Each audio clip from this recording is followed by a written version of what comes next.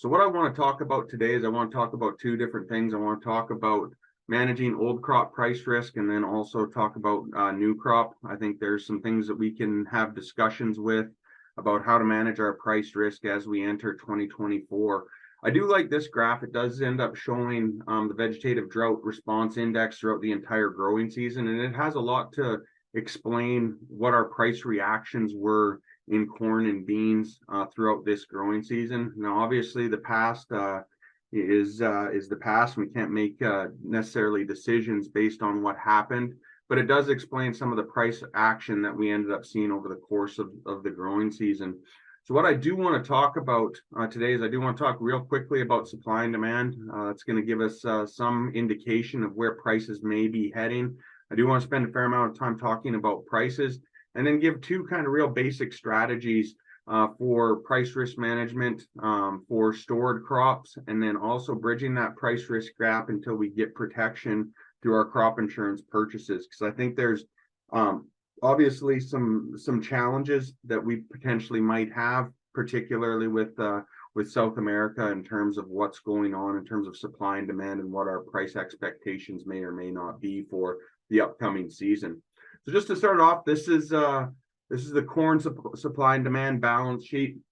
One of the things that came out in November, and you'll see a running theme through most of our commodities, is we're projected to have record yields pretty much across the board, and that includes wheat. Back in July, they revised the state average yield for wheat up to 80 bushels per acre for this past year. For corn, we're currently projected at 177 bushels per acre in Tennessee, which ties the record from 2019. There has been some revisions up for the U.S. estimate as well, going up 1.5 bushels per acre from last year and up again from the previous month. So at 174.9, we had that large planting number, which again leaves us with abundant supplies when we look at this. So the three categories that I have highlighted in red are the ones that I'm going to pay the closest attention to this winter. I think that's going to dictate where prices are headed. The first one is exports, and because of the abundant supplies, we've seen continual increases up in terms of exports based on more supplies than what we had last year. Now, that ending stocks number does have the potential to keep a lid on prices. It's not like we're in a short crop set of circumstances. It's really going to depend on what happens down in South America as to whether we can really exceed that export number and hopefully bring those stocks down a little bit.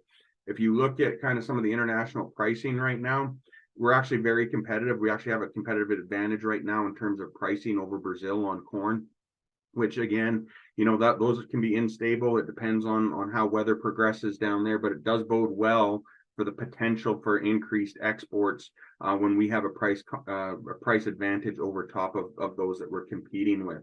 The big one that kind of dictates price in corn is that stocks to use ratio. When we end up looking at where we are relative to last year, up 5%, that's a substantial increase. So again, it's not to say that we can't see prices move higher. I think we probably will end up seeing a little bit of price increase, particularly with some of the things going on in South America right now. But it is something where we do have to be recognized that there's probably a cap to those price increases because of the substantial domestic supply we have. One of the ones that will get most of the attention this time of year in Brazil in particular is soybeans.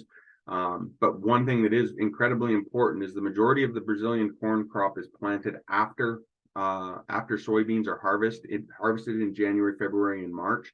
And the longer we see delays or issues with the soybean crop, the greater the likelihood of a reduction in potential corn planted acreage in Brazil is, and consequently a potential short crop down there. So again, there are a lot of moving pieces this time of the year. The good news is we have a little bit more clarity on terms of what's going on in the U.S., but focus will shift down south.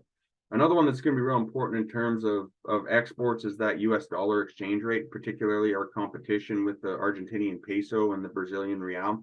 That's something that will dictate which one's going to be more price competitive. There are some issues down in South America from a geopolitical standpoint, particularly in Argentina with their elections occurring.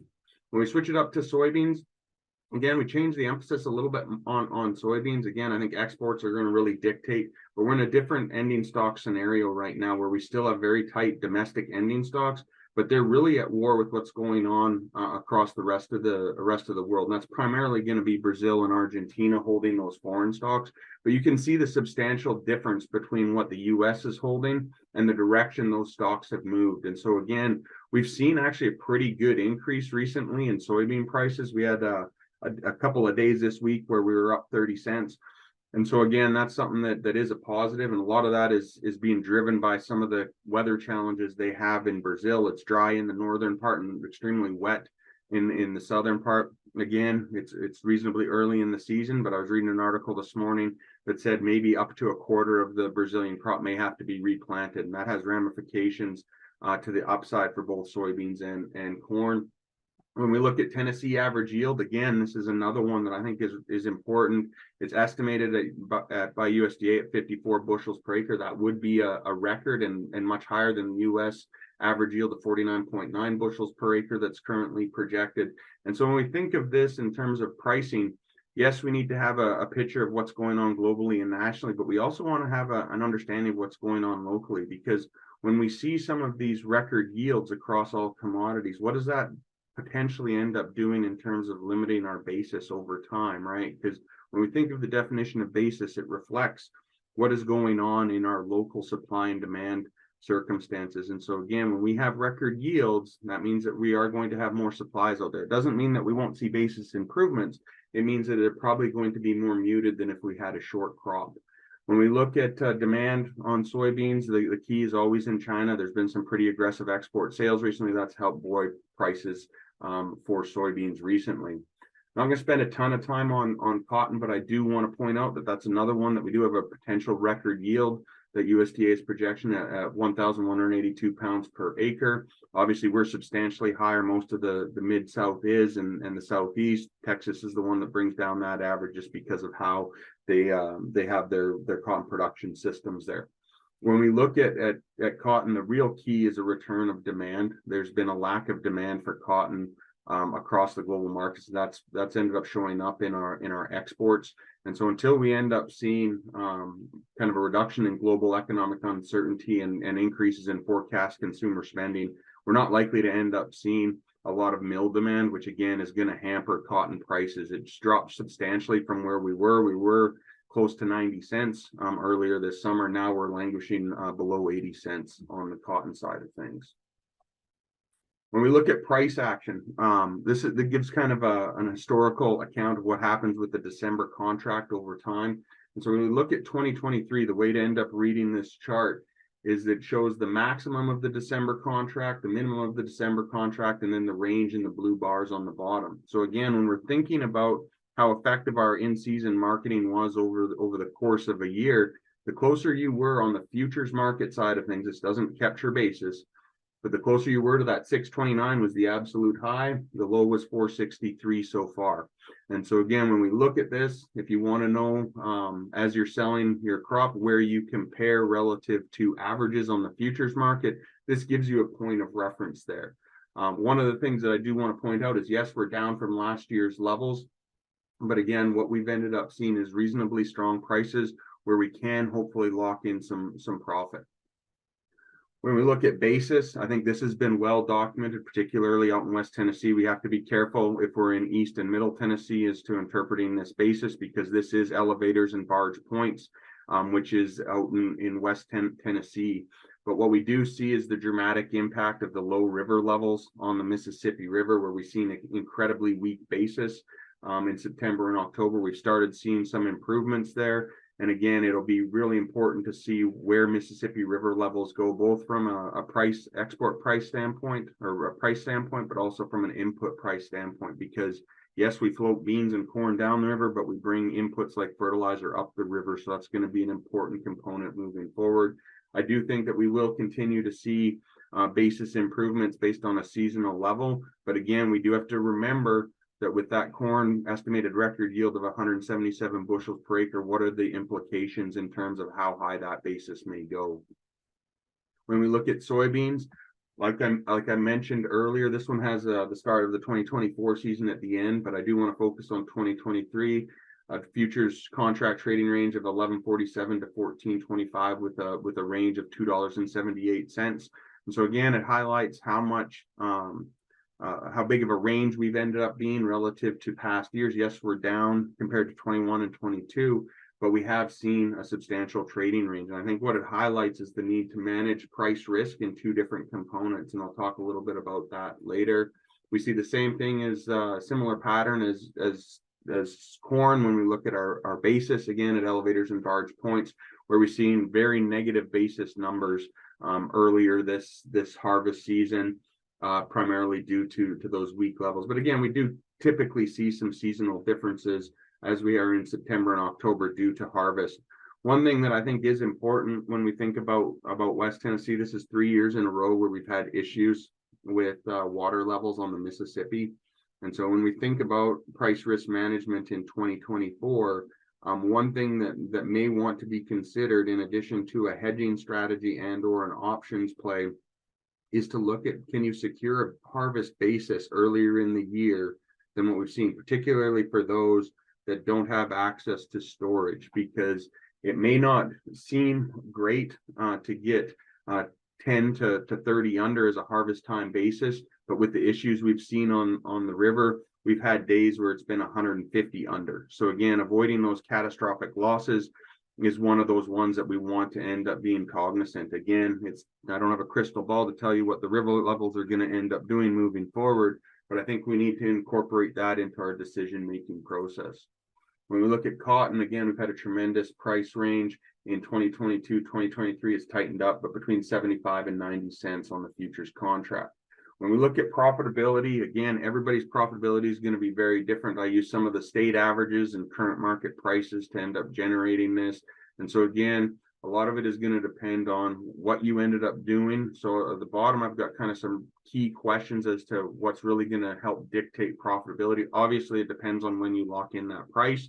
But for corn, when did you buy your fertilizer? That's one that there was a tremendous range. If we think back to last fall and last spring, there was a huge range in fertilizer prices. We had kind of the peak and then it came down a fair amount. And so again, when we think of high nitrogen crops like corn, when you bought that fertilizer was incredibly important for profitability. Cotton, the key on that one to me is, did you take advantage of those prices that were close to 90 cents? If you did, and you have record yields, you probably made out pretty well. If you didn't, and you're selling, sub 80 cents, you're probably looking at a loss when you factor in all economic costs. When you look at soybeans, again, I think one of the keys on that one was, did you avoid those low basis offerings on the Mississippi River? That was one that could have been devastating in terms of cash prices to the individual producers. When we look at moving forward, I've got up here moving from left to right, the corn, soybean, and cotton futures contract prices as of last night. And when we look at this, there's a couple of things that I want to point out. Is one, what is the carry between the different deferred contracts? When we look at December, that's going to be coming off the board here pretty soon. So when we look out to March and May, there's a bit of a price incentive there. If we're looking further out, I'll talk a little bit about that. When we look at soybeans, we get a similar trend in there, and then cotton as well. So again, when we start looking at these prices, we want to look at what is the carry in the futures market. And then I think the other one that's important is to start looking at some of these harvest prices. And so when we look out to December 2024, 518, when we're looking for the harvest price for soybeans, 1311, and for cotton, 7824. So again, when we look at these, I think we need to think about, okay, are these reasonable prices in terms of a profitability standpoint? I'm not for locking in prices necessarily, but I do think it's important to manage that price risk. And I'll talk a little bit about why that is and how we can end up doing that. One of the ones I do want to end up showing, because this does really play an impact in how we market our crops. This is the inflation rate and the interest rate going all the way back to 2000 up to where we are currently in October. In October's the latest numbers. And if we look at inflation, it's down to 3.2. It's still above where the target is for the Fed, and we're likely to end up seeing it continue to trend down. Their target is 2%. Hopefully, we're approaching the maximum or the peak in terms of interest rates. We're currently at 8.5% in terms of the prime rate.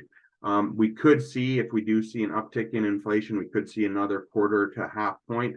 I think that if we do see inflation continue to stay right around that 3%, I don't think we will end up seeing an increase. But again, it'll be the direction of interest rates is going to dictate, it would be dictated by what's going on with inflation. And so why is this important? It's important because we need to think about what the cost of carrying that corn or soybeans in storage. So I use this as an example. And again, there's two different components that we need to end up considering. What's the price expectation for that corn, which is in the column to the left? And then how many months are we going to end up carrying that? So when you look at the interest cost to carry a bushel of corn at 8.5%, it's roughly 4 cents a bushel. And so it's a 3 point something is what it turns out to.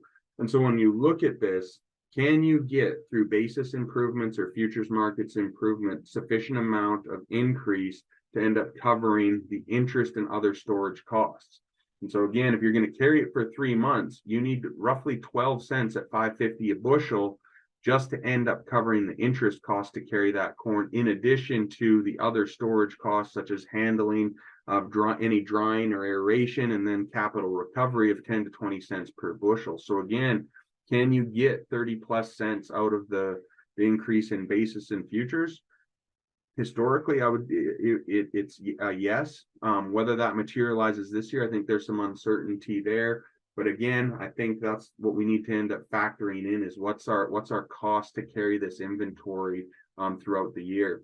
Just to show the historic price, I've shown this chart many times. This is the 10-year average improvement in corn prices from September, where we typically have our harvest lows. So again, I'm still a huge proponent of storage. I think it on average, it pays tremendously well for Tennessee producers. It allows you to access markets at times a year where you can really get a price premium on the basis side of things. So again, if you think about on average carrying corn through April, that's 86 cents above what the harvest low is over the 10-year average. Every year is different, and with record yields, we're probably not going to reach the peaks on here, but I still think that there's going to be strong support for improved basis as we move through this. Similar set of circumstances when we look at soybeans. This is average cash prices. If we carry it out until March, it's $1.35. The one that is real challenging with soybeans is we have to remember when Brazil and Argentina's crop is available for export markets.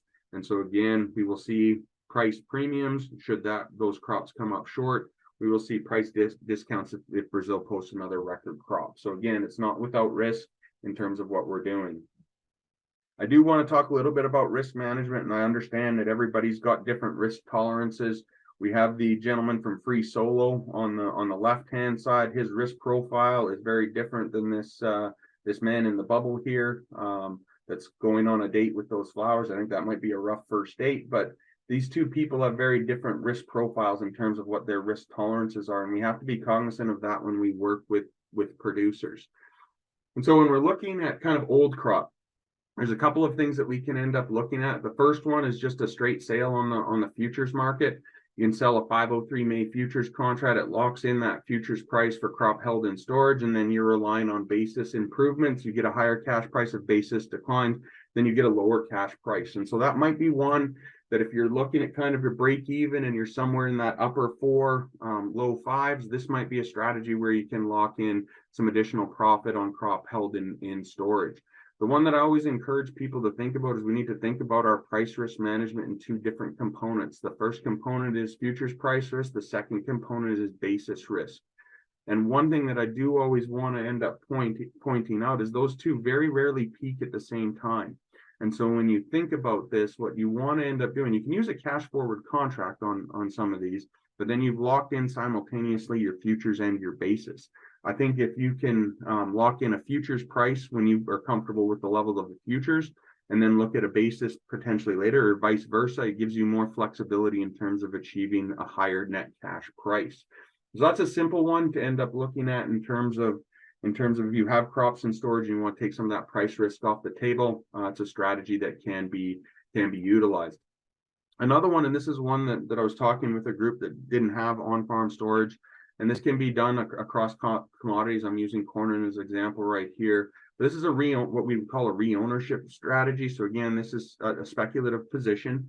but it provides a bounded range in terms of what you can end up potentially receiving. And it's the strategy that I'm highlighting here, and you can use different option ones that would accomplish roughly the same thing.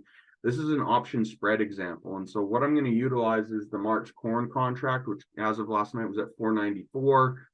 There's two different option transactions that occur with this. You buy a 520 March call option for 10 cents, so that's money going out. You sell a 550 March call option for 5 cents, that's money coming in. So your net premium cost is 5 cents.